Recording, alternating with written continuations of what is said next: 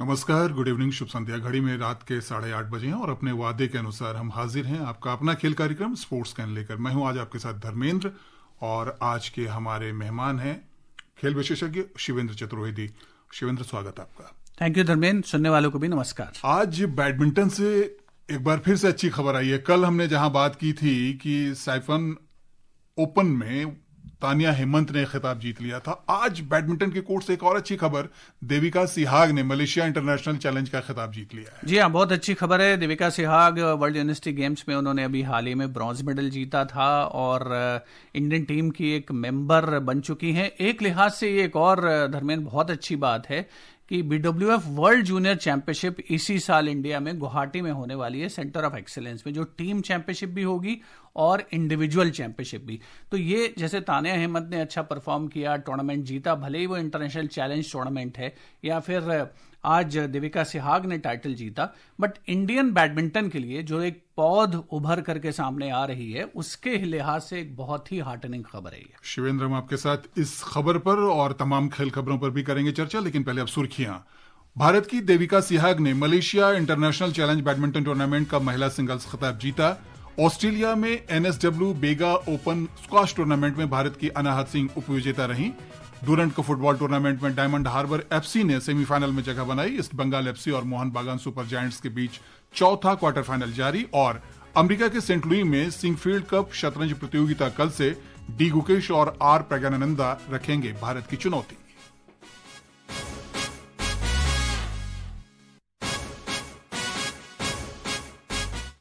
और अब खबरें विस्तार से। भारत की देविका सिहाग ने Malaysia international challenge badminton tournament का महिला सिंगल्स खिताब जीत लिया है। इपोह में आज खेले गए फाइनल में उन्होंने अपने ही देश की ईशा रानी बरुआ को 15-7, 15-12 से हराया। देविका जर्मनी में वर्ल्ड यूनिवर्सिटी गेम्स में कांस्य पदक जीतने वाली भारतीय बैडमिंटन टीम का हिस्सा रही थी। और हम जैसी चर्चा कर रहे थे कि भारत में बैडमिंटन की जो पौध है वो बहुत मजबूत दिखाई देती है, लेकिन शिवेंद्र, एक सवाल तो उठता है कि हाल के कुछ वर्षों में, ये पिछले साल से अगर हम बात करें, उस तरह के परिणाम जो बड़े टूर्नामेंट्स में आने चाहिए वो नहीं आ पा रहे हैं। जी हाँ, ये बात तो सही है कि देखिए, ये ऐसा लगता है कि ट्रांजिशन पीरियड है अगर विमेन बैडमिंटन या मैन बैडमिंटन की बात करें, क्योंकि हमारे पास आज की तारीख में जब हम और आप बात कर रहे हैं, BWF रैंकिंग जो है, टॉप 100 में महिला वर्ग में 16 खिलाड़ी हैं, 100 में से 16 भारतीय हैं जी। टॉप 10 में कोई भी नहीं है। Top 15, top 16 PV Sindhu Bharat की अभी भी हाईएस्ट रैंक प्लेयर हैं। और वहीं दूसरी ओर पुरुष वर्ग में 14 भारतीय खिलाड़ी हैं टॉप 100 में, जहां पर लक्ष्य सेन हाईएस्ट रैंक प्लेयर हैं। लेकिन यह भी कड़वी सच्चाई है कि 2025 में केवल एक सिंगल्स टाइटल BWF सीरीज में आया है। आयुष शेट्टी ने US ओपन जीता था, सुपर 300 था वो, और सुपर 300, 500, 700, 750, 1000 इस तरीके की सीरीज के टूर्नामेंट होते हैं। तो आगे वर्ल्ड चैंपियनशिप होने वाली है, जहां पर PV सिंधु 5 बार की मेडलिस्ट हैं, एक बार उन्होंने टाइटल भी जीता है, और HS प्रणॉय, लक्ष्य सेन, ये सभी खिताब जीत चुके हैं। लेकिन इंटरेस्टिंगली, जब आप रैंकिंग में नीचे चले जाते हैं तो आपको इनिशियल राउंड्स में ही बहुत अपने से टॉप सीडेड प्लेयर से भी खेलना पड़ सकता है, जो वर्ल्ड चैंपियनशिप में वही होने वाला है। Coming back to performance of Devika Sihag, बहुत कमेंडेबल परफॉर्मेंस है, क्योंकि उनका पहला BWF इंटरनेशनल चैलेंज टाइटल है। और उससे भी बड़ी बात धर्मेंद्र ये है कि उन्होंने तस्नीम मीर, जो कि भारत की खिलाड़ी हैं, उनको सेमीफाइनल में हराया, जो फॉर्मर जूनियर वर्ल्ड नंबर 1 है और इस टूर्नामेंट में चौथी वरीयता प्राप्त थी और इनसे ऊंची वरीयता की थी। ईशा रानी बरुआ, जो BWF रैंकिंग में 80वें पायदान पर हैं, देविका सिहाग 100वें नंबर पर हैं। तो ये जाहिर करता है कि देविका का जो ग्राफ है वो बहुत अच्छी बात है कि ऊपर जा रहा है। और अगर आप कुछ प्लेयर्स को, जिनका हम नाम ले सकते हैं, तानिया अहमद का आपने नाम लिया, तन्वी शर्मा, अनमोल खरब, ये ऐसे खिलाड़ी, उन्नति हुडा, जिन्होंने अभी कितना बढ़िया परफॉर्म किया, PV सिंधु को पराजित किया था। तो इंडियन बैडमिंटन का कल बड़ा प्रॉमिसिंग है। लेकिन जैसे मैंने कहा, it's a transition period, we have to keep faith on our players. थोड़ा धैर्य रखने की आवश्यकता है। वो दिन दूर नहीं है जब आप टॉप 10 में किसी पुरुष और महिला दोनों ही वर्गों में भारतीय खिलाड़ी को देखेंगे। एक जल्दी से मेंशन करूंगा, ये जो मलेशिया इंटरनेशनल ओपन हुआ है, यहां पर मिथुन मंजुनाथ भारत के खिलाड़ी वो सेमीफाइनल में पहुंचे और टॉप सीडेड थे मनराज सिंह, वो क्वार्टर फाइनल हार गए थे। तो पुरुष और महिला दोनों ही वर्गों में प्रयास हो रहे हैं, लेकिन हाँ, अगर हमको टॉप 10 की बात करते हैं तो फिर साइना नेहवाल, पीवी सिंधु, लक्ष्य सेन, एचएस प्रणॉय, किदाम्बी श्रीकांत, ये रोज रोज नहीं आते प्लेयर्स। ऐसे प्लेयर्स थोड़ा समय लगता है उनको आने में, और सभी खिलाड़ियों में पोटेंशियल है जिनका हम जिक्र कर रहे हैं। Only thing is we have to keep faith on our players. जी, और रैकेट गेम से ही एक और अच्छी खबर है। ऑस्ट्रेलिया में NSW बेगा ओपन स्क्वाश टूर्नामेंट में भारत की अनाहत सिंह उपविजेता रही। फाइनल में आज शीर्ष वरीयता प्राप्त अनाहत को दूसरी वरीयता प्राप्त मिस्र की हबीबा हानी के हाथों हार का सामना करना पड़ा। किसी वैश्विक टूर्नामेंट का पहला फाइनल खेल रही 17 वर्षीय अनाहत ने पहला गेम 11-9 से जीत लिया, लेकिन हानी ने वापसी करते हुए अगले 2 गेम 11-5 और 11-8 से जीत लिए। चौथे गेम में मिस्र की खिलाड़ी 10-4 से आ गई थी, तभी चोटिल अनाहत ने मैच से हटने का फैसला किया। लेकिन 17 साल की इस खिलाड़ी का भी प्रदर्शन, जो हम कह रहे थे बैडमिंटन की बात, वही स्क्वाश में भी बात लागू होती है। बिल्कुल, अनाहत सिंह तो कमाल का प्रदर्शन उन्होंने किया है। दिल्ली के रहने वाली है। एक और खास बात यह है कि खून में है उनके स्पोर्ट्स, क्योंकि उनके माता पिता दोनों ही प्रोफेशनली किसी और फील्ड में थे, लेकिन हॉकी खेलते थे। उनके अंकल टेनिस खेलते थे, और इनकी जो सिस्टर हैं उनको देखते हुए, जाते देख करके स्क्वाश में इनका इंटरेस्ट आया। और अनहत अभी धीरे धीरे ग्रेजुएट कर रही हैं सीनियर वर्ग की ओर। यंगेस्ट एशियन चैंपियन है वो भारत की, और एशियाड में जब गई थी बहुत ही कम उम्र की खिलाड़ी थी, और बहुत छुटपन से ही इन्होंने इंटरनेशनल टूर्नामेंट्स में अच्छा प्रदर्शन किया है। जोशना चिनप्पा की याद दिलाती हैं, दीपिका पल्लिकल की याद दिलाती हैं। तो जैसा हम बैडमिंटन में बात कर रहे थे, कुछ कुछ सिनेरियो वैसा ही यहाँ स्क्वाश में लग रहा है। वर्ल्ड चैंपियनशिप में भी खेली थी अभी ये कुछ दिन पहले, और अभय सिंह भारत की ओर से गए थे, एक और खिलाड़ी। उनके अलावा कई और खिलाड़ी भी पुरुष वर्ग में थे। सौरभ घोषाल इनको कोच कर रहे हैं, जो खुद मल्टीपल मेडलिस्ट हैं एशियन लेवल पर, और ऑफ कोर्स प्रॉमिसिंग है बहुत, भविष्य बहुत उज्जवल है उनका। और अब खबर फुटबॉल की। डायमंड हार्बर FC 134वें डूरंट कप फुटबॉल टूर्नामेंट के सेमीफाइनल में पहुंच गया है। जमशेदपुर में आज खेले गए तीसरे क्वार्टर फाइनल में उसने जमशेदपुर FC को 2-0 से हराया। सुनते हैं ये रिपोर्ट।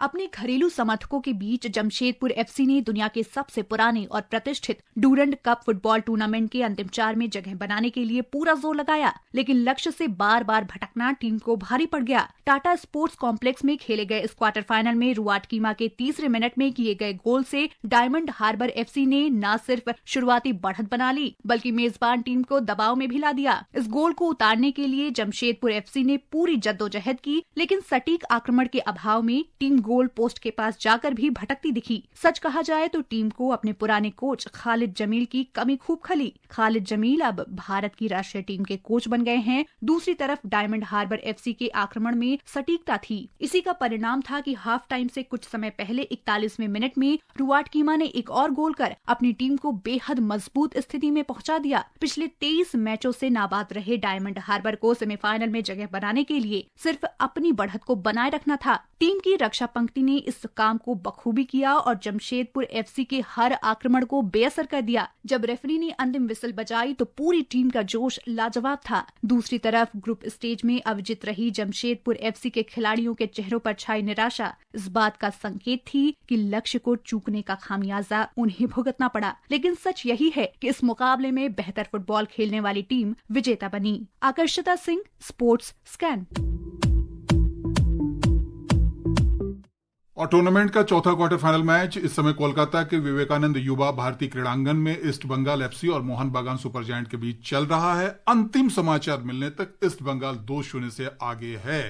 और इस टूर्नामेंट में तो कमाल ही हो रहा है। डायमंड हार्बर की टीम पहली बार टूर्नामेंट में उतरी और सेमीफाइनल में पहुंच गई है। और ईस्ट बंगाल की अगर हम बात करते हैं, इस टीम को एक डूबता हुआ जहाज समझा जा रहा था। जी, काफी लंबे समय के बाद हो रहा है कि ईस्ट बंगाल रिसर्जेंस की ओर अग्रसर हैं, और ये कोलकाता डार्बी है, हम ना भूलें। ये एक सबसे अनफॉरगेटेबल इवेंट होता है कोलकाता फुटबॉल का। डायमंड हार्बर पहली बार खेल रहे थे, तो डायमंड हार्बर, मोहम्मदन स्पोर्टिंग, ईस्ट बंगाल, मोहन बागान, कोलकाता भारतीय फुटबॉल का गढ़ रहा है। लेकिन धर्मेंद्र, अभी खबर आ रही है, डायमंड कोच ने 2 गोल किए थे ईस्ट बंगाल की ओर से, लेकिन 1 गोल थापा ने कर दिया मोहन बागान की ओर से। तो मामला अभी खत्म हुआ नहीं है, पिक्चर अभी बाकी है। जी, और फुटबॉल से एक और खबर है। भूटान के थिम्पू में 20 से 31 अगस्त तक होने वाली सैफ अंडर 17 महिला फुटबॉल चैंपियनशिप के लिए आज भारत की अंडर 17 महिला टीम की घोषणा की गई।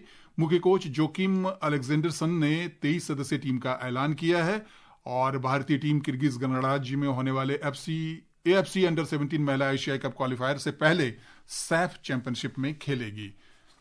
अब चलते हैं दूसरे खेल की तरफ और शतरंज की बात करते हैं। अमेरिका के सेंट लुई में सिंकफील्ड कप शतरंज प्रतियोगिता कल से शुरू होगी।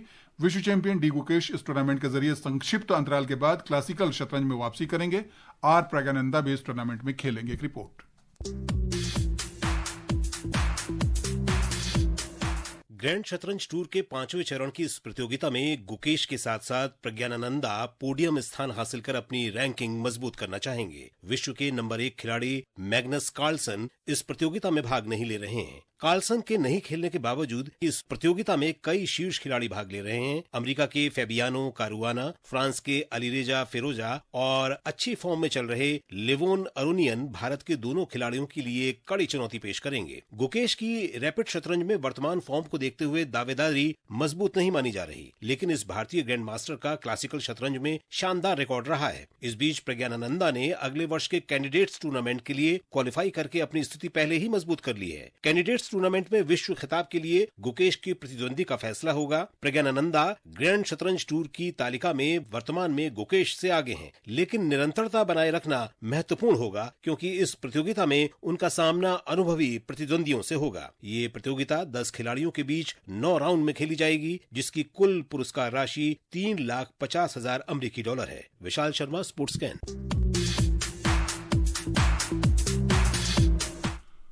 पटना में पुरुषों की 12वीं एशिया कप हॉकी चैंपियनशिप के शुभंकर, प्रतीक चिन्ह और ट्रॉफी का अनावरण आज मुख्यमंत्री नीतीश कुमार ने किया। बिहार पहली बार एशिया कप हॉकी की मेजबानी करने जा रहा है। सुनते हैं रिपोर्ट। राजगीर के अंतर्राष्ट्रीय स्टेडियम में 29 अगस्त से एशिया की बेहतरीन हॉकी टीमें अपनी बादशाहत कायम करने के लिए एक दूसरे का मुकाबला करेंगी। 7 सितंबर तक चलने वाली इस प्रतियोगिता की ट्रॉफी गौरव यात्रा को मुख्यमंत्री नीतीश कुमार ने हरी झंडी दिखाकर रवाना किया। इस यात्रा में एशिया कप हॉकी की मशाल राज्य के हर जिले से होकर गुजरेगी। एशिया कप हॉकी के शुभंकर का नाम चांद रखा गया है, जो साहस, स्फूर्ति और कौशल से परिपूर्ण भारत के राष्ट्रीय पशु बाघ का प्रतीक है। इसका लाल लबादा शक्ति और उत्साह को दर्शाता है, जबकि जादूगर की टोपी हॉकी के जादूगर मेजर ध्यानचंद की असाधारण प्रतिभा को विनम्र श्रद्धांजलि अर्पित करती है। चांद का नाम मेजर ध्यानचंद से प्रेरित है, जिन्होंने चांदनी रातों में अभ्यास कर हॉकी में इतिहास रचा। टूर्नामेंट में भारत, चीन, जापान, चीनी ताइपे, मलेशिया, दक्षिण कोरिया, ओमान और बांग्लादेश की टीमें हिस्सा लेंगी। इसका विजेता हॉकी विश्व कप के लिए सीधे क्वालिफाई करेगा। दक्षिण कोरिया ने अब तक सर्वाधिक 5 बार यह खिताब जीता है, जबकि भारत और पाकिस्तान 3-3 बार चैंपियन रह चुके हैं। पटना से धर्मेंद्र कुमार राय के साथ मैं विनय सक्सेना, स्पोर्ट्स कैन। और बात क्रिकेट की। संयुक्त अरब अमीरात UAE में अगस्त के अंत में होने वाली त्रिकोणीय श्रृंखला और उसके बाद होने वाले एशिया कप के लिए पाकिस्तान की 17 सदस्यीय टीम की आज लाहौर में घोषणा की गई। टीम में अनुभवी बल्लेबाज बाबर आजम और मोहम्मद रिजवान को जगह नहीं दी गई है। इस खबर को कैसे देख रहे हैं आप शिवेंद्र? देखिए, बाबर आजम और जो भी चेंजेस पाकिस्तान की टीम में हो रहे हैं, मुझे लगता है कि अनएक्सपेक्टेड उतने नहीं है। थोड़ा बहुत वहां पर क्रिकेट के अलावा भी बहुत कुछ चलता रहता है, लेकिन ऑफ कोर्स परफॉर्मेंस के बेसिस पर खिलाड़ियों को टीम में जगह मिलनी चाहिए। लेकिन बाबर आजम अच्छा परफॉर्म नहीं कर पा रहे थे और इसीलिए एशिया कप के लिए उनको टीम में जगह नहीं मिली है। शायद ये उनके लिए एक अवेकनिंग कॉल भी है कि अगर वो बेहतर परफॉर्मेंस बल्ले से नहीं देंगे तो न केवल जैसे वो कप्तान हुआ करते थे, बल्कि टीम में भी उनकी जगह पर सशंकित चीजें हो सकती हैं, और वैसे ही हो रहा है एशिया कप के लिए। जी, और ब्रिस्बेन में एलिसा हेली के नाबाद 137 रन की पारी की मदद से ऑस्ट्रेलिया की महिला टीम ने आज भारत A के खिलाफ तीसरे और अंतिम एकदिवसीय अंतर्राष्ट्रीय मैच में 9 विकेट से जीत दर्ज की। भारत ने शुक्रवार को दूसरे मैच में 2 विकेट से जीत हासिल कर 3 मैचों की श्रृंखला 2-0 से अपने नाम कर ली थी। भारतीय टीम ने पहले मैच में 3 विकेट से जीत दर्ज की थी। Carlos Alcaraz Cincinnati open tennis tournament के फाइनल में पहुंच गए हैं। सेमीफाइनल में उन्होंने चोटिल अलेक्जेंडर ज्वेरेव को 6-4, 6-3 से हराया। फाइनल में उनका सामना यानिक सिनर से होगा। ये भी काफी कांटे का मुकाबला। जी हाँ, ये ड्रीम फाइनल हो चुका है। एक तरफ अल्कराज हैं, दूसरी तरफ यानिक सिनर होते हैं। आप कोई ग्रैंड स्लैम ले लें या मास्टर्स 1000 टूर्नामेंट ले लें, और ये फाइनल भी जोरदार होने वाला है। और शिवेंद्र, अब घड़ी की सुइयां कह रही कि आज के हमारे स्पोर्ट्स कैन कार्यक्रम का समय समाप्त हो रहा है, तो स्टूडियो में आने के लिए, हमसे इतनी अच्छी बातचीत के लिए बहुत बहुत शुक्रिया। Thank you Dharmendra. दोस्तों, आपसे कल फिर मुलाकात होगी ढेर सारी नई खेल खबरों के साथ। मुझे भी दीजिए अनुमति। नमस्कार।